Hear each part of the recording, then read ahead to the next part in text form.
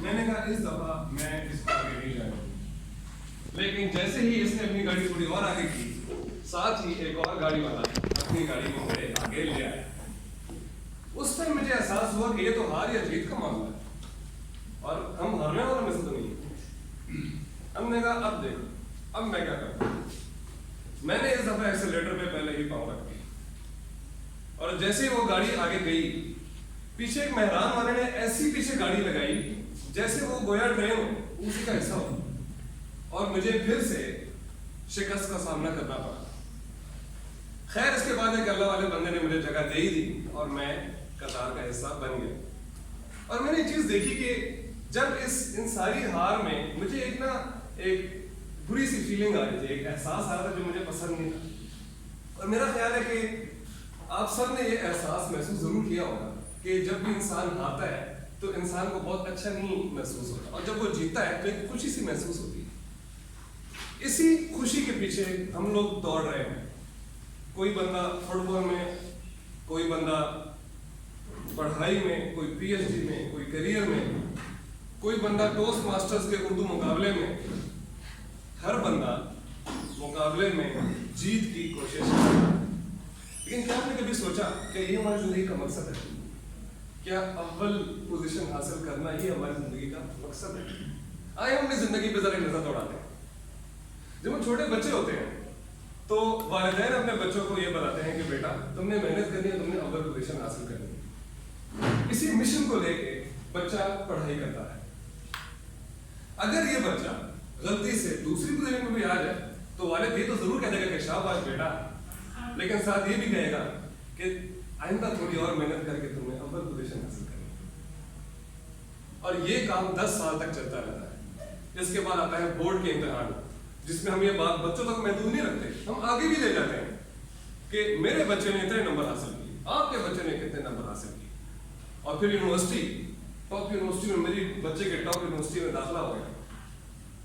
عباس تمہارے بچے کا کس میں داخلہ ہوا؟ عباس بیچارہ، ہاں یار میرے بچے کا تو داخلہ نہیں ہو تو ہمیں اکنامکس میں داخلہ لینا پڑے گا۔ یہ میں کر رہا ہوں، اور یہ چیز آگے پھر جاتی ہے کریئر، تنخواہ، میرا بچہ ڈاکٹر، پھر ایون شادی کے معاملات میں کہ ایک مرد کو کہتے ہیں میرا بچہ ہے، اس کا میں رشتہ کرنا چاہتا ہوں، جی میری بیٹی تو ڈاکٹر ہے تو ہم تو ڈاکٹر ڈھونڈ رہے ہیں، تو آپ کے بچے نے تو انجینئرنگ کی ہے تو رشتہ رہ جائے۔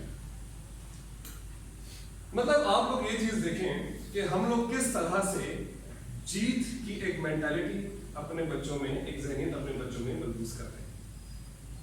اچھا ہم یہ نہیں سوچتے کہ اگر 30 بچوں کی جماعت ہے کہ اس میں ایک ہی بچہ اول پوزیشن حاصل کر سکتا ہے، لیکن ان 30 کے 30 بچوں کے والدین ان کو ایک مشن دیتے ہیں کہ تم نے اول پوزیشن حاصل کرنی ہے۔ ایک بچہ تو چلو جیت گیا، باقی 29 کا کیا یہ نا انصافی نہیں ہے؟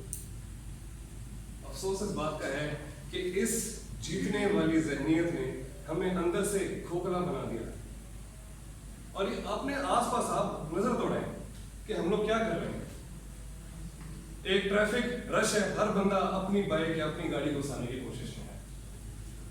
آپ آفس کے ماحول دیکھ لیں، آفس کے ماحول میں ہر بندہ اپنے مفاد کو ڈھونڈ رہا ہے، کسی طرح میں اگلے کا حق مار کے آگے آ جاؤں۔ دھوکہ، سبزی فروش تک اپنے وزن میں کمی کر رہا ہے کہ میں کسی طرح آگے نکل جاؤں بس۔ اور اس پورے المیہ میں اپنی ایک مثال دوں، میں کزن کی، میرا کزن بہت ایسا ڈرائیونگ کرتا ہے اور میں خود تنگ ہوں، اتنی ایسا ڈرائیونگ کرتا ہے۔ اور جب وہ ڈرائیونگ کر رہا تھا تو ایک اس نے دیکھا کہ گاڑی والا ایک نا سامنے سے گاڑی گزارنے لگا، اس نے جلدی ایکسیلیٹر دے دی کہ یہ نہ آگے ہو جائے۔ بھائی کیوں؟ تاکہ یہ جیت جائے۔ یہ جیت کی جو ایک احساس ہے نا، اس کو ذرا ذہن میں رکھیے، یہ جیت کا احساس۔ اچھا اس جیت کے احساس نے اتنا کھوکھلا کر دیا ہے کہ ہم لوگ آپس میں اپنے ماحول کو دیکھیں نا تو ایک عجیب سا ڈر ہے، ایک خوف ہے، ایک اجنبی پنا ہے کہ یہ کیا ہو رہا ہے۔ ہم لوگ اس طرح سے خوش نہیں، ایک ہمدردی والا ماحول نہیں ہے ہمارے ارد گرد، اور ہم لوگ دیکھتے ہیں کہ یار یہ کیوں ہے، الزام ہم اس پہ لگاتے ہیں کہ یار یہ پاکستانی عوام ایسی ہی، حالانکہ ہم بھی اتنے ہی پاکستانی ہیں۔ ہم بھی جب حق مارنے کی باری آتی ہے تو اپنے مفاد کے لیے ہم لوگ بھی حق مارتے ہیں، اور جب ہمارا حق مارا جاتا ہے ہم اگلے کو گالی دیتے ہیں، تو کیا یہ گالی ہم خود کو نہیں دے رہے؟ اب آتے ہیں ذرا حل کی طرف، اس مسئلے کا حل کیا ہے۔ اگر آپ ذہن لڑائیں تو मसीहा है और एज ए लीडर हम पे कोई कवानीन नाफिज कर दे, इखलाकियात पे जो है ना दंगे की चोट पे हमने नाफिज कर दे, ये तो होने वाला नहीं। ये आपको भी पता, मुझे भी पता, हमारे लीडर्स के कहाँ कितने पानी है। अब आते हैं दूसरे हल की तरफ।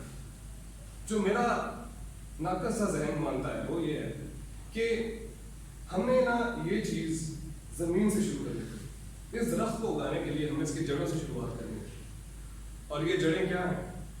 मैं और आप, हम लोग अपनी इस्लाह करें तो हमारा ये माहौल, हमारे मुल्क, सब कुछ ठीक हो जाए। लेकिन क्या एक आसान काम है? क्या ये एक आसान काम है? सोचें इस पे। ये आपसे डिमांड करता है, जब आप अपनी गाड़ी लेके जा रहे हैं आप दूसरे को रास्ता दें, ये आपसे डिमांड करता है कि आप अगले पे भरोसा करें। अपने बच्चे को डांटे ना अगर वो गलत सब्जी लाए, उसको ये बताएं कि बेटा भरोसा करो, क्या पता गलती से ले आए। ये इतना एक मुश्किल फैसला है, इतना मुश्किल हल है, ये आपकी जिंदगी को अजीर्ण कर देगा, ये आपको आपकी हड्डियों को तोड़ देगा अंदर से, इतना ये कोई मुश्किल हल है। लेकिन जैसा इबास ने फरमाया ना कि अल्लाह ताला को पता है कौन सा अमल सबसे महबूब है कि एक इंसान दूसरे इंसान का दिल खुश करे। और इस अमल से जो एक दिल की खुशी आती है, खुद जब आप राजी होता है ना तो इंसान के अंदर एक खुशी आती है। इस खुशी के लिए इस अमाल को करें, और ये खुशी आप लोग जब तक महसूस नहीं करेंगे ना तब तक आपको ये मोटिवेशन नहीं दे सकेगी। सिर्फ इस खुशी के लिए आप लोग ये सारी जिंदगी जिए, जिंदगी के मराहिल को काटते जाएं, बर्दाश्त करते जाएं, ताकि आपको ये पता लगे कि असली जीत तो इस हार में ही थी। ये मुकाबला।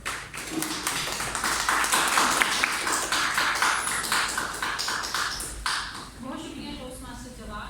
अब हम 1 मिनट का वक्फा करेंगे। आप सबसे दरख्वास्त है कि खामोशी इख्तियार की जाए ताकि हम सभी अपने निज़ाम का इंदराज कर सकें।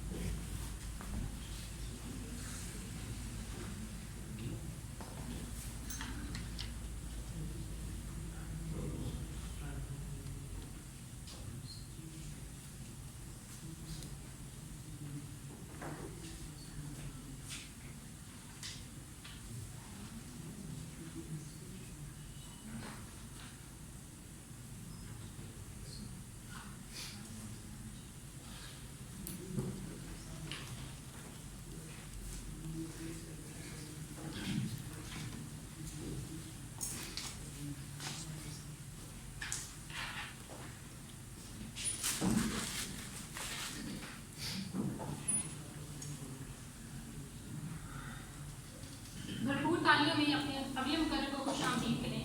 हमारे अगले मुकर्रर हैं टोस्ट मास्टर अबरार वानी, कुत्ते का बच्चा टोस्ट मास्टर अबरार वानी।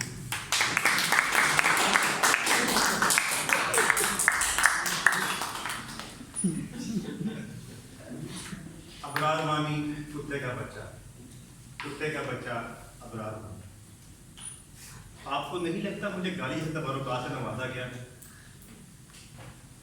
अगर हाँ तो जान लीजिए कि आपके अंदर भी एक कुत्ता मौजूद है। मनफी सोच, ये वही मनफी सोच है जो इंसान को कुछ ऐसे हरकत और सकनात करने पर मजबूर कर देती है जो अमूमन नहीं करता।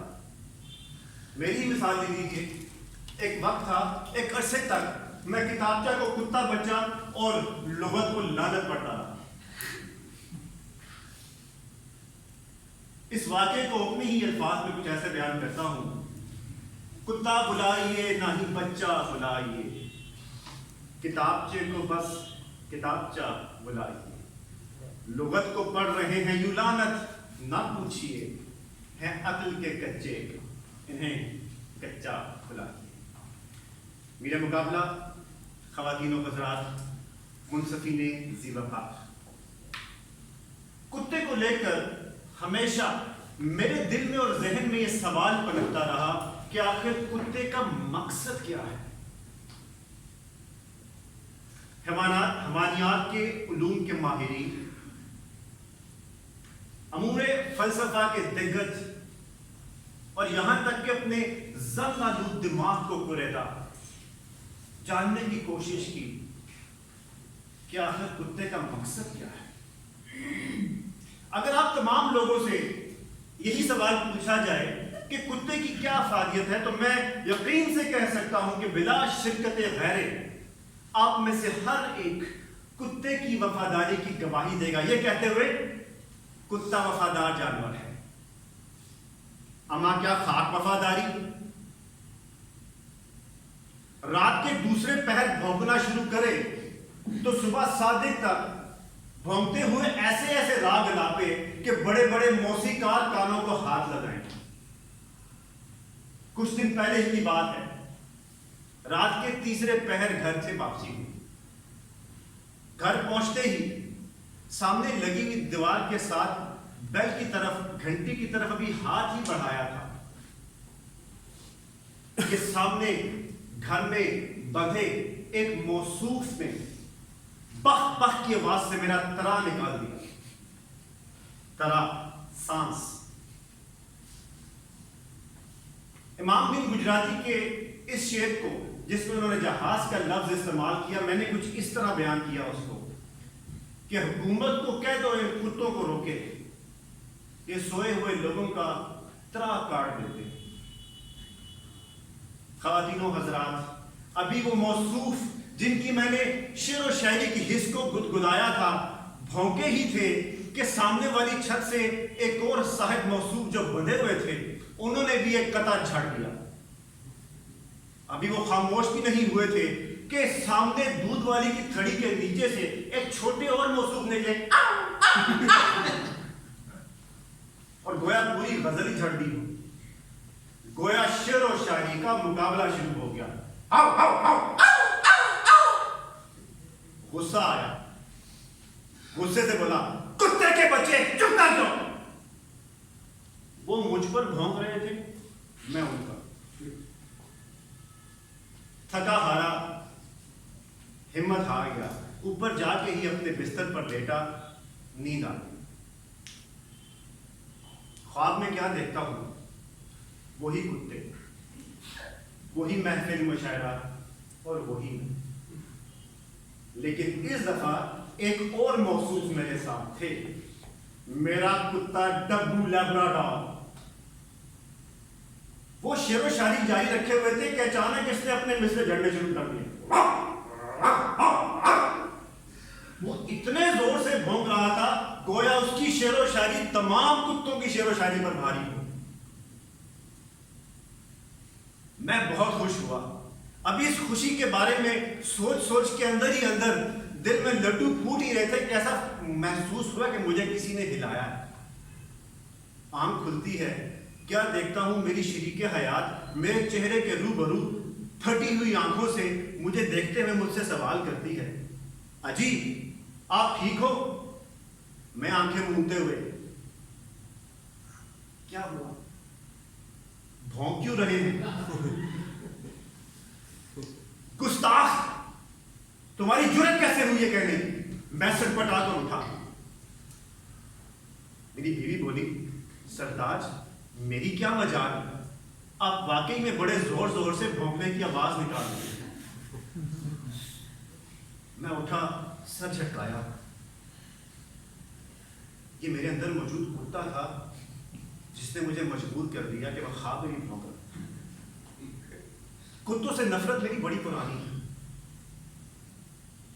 چند مہینوں پہلے کی بات ہے، میں رات کو دوسرے پہر واپس آ رہا تھا۔ سامنے کیا دیکھتا ہوں، 8 سے 10 کتوں کی فوج ظفر موج، جن پر جیسے ہی گاڑی کی روشنی پڑی میرے اوپر چڑھ پڑے۔ وہ بھونک کر گاڑی کے ساتھ ساتھ بھاگ رہے تھے، جیسا کہ میری انا کی حس کو کسی نے گدگدا ڈالا۔ میں غصے میں آیا اور میں بولا، کتے کے بچوں چپ کر جاؤ۔ لیکن وہ مسلسل میری گاڑی کے پیچھے بھاگ رہے تھے اور بھونک رہے تھے۔ میں نے گاڑی ان کے پیچھے بتا دی، وہ آگے آگے، میں پیچھے پیچھے۔ بھاگتے ہوئے اچانک ہی وہ فٹ پاتھ پر چڑھے۔ میں نے فٹ پاتھ پہ جیسی گاڑی موڑی، دھاڑ، کتے آئے۔ मैं गाड़ी से उतरा, गाड़ी का हिस्सा टूट कर लटक रहा था। मैंने गाड़ी को देखा और सोचा, कुत्ता कौन था? ख्वातीनो हजरात, मेरे अंदर मौजूद मनफी सोच और गुस्से ने मुझे एक नुकसान से दो चार कर दिया। इंसान के अंदर मौजूद ये मनफी सोच और गुस्सा हमेशा किसी कुत्ते का बाइस बनती है। ये वही मनफी सोच है जिसको खत्म करने के लिए इंसान तगोदो में रखता रहता है, लेकिन ये अंदर मौजूद कुत्ता हमेशा उसे रद्द अमल देने पर मजबूर करता रहता है, उकसाता रहता है। बात तो तब है कि आप इस कुत्ते को खामोश कराने के लिए रद्द अमल न करें, क्योंकि जवाब में अगर आप रद्द अमल देकर भौंकेंगे तो याद रखिए वो तो है ही कुत्ते का बच्चा, आप तो नहीं। मेरे मुताबिक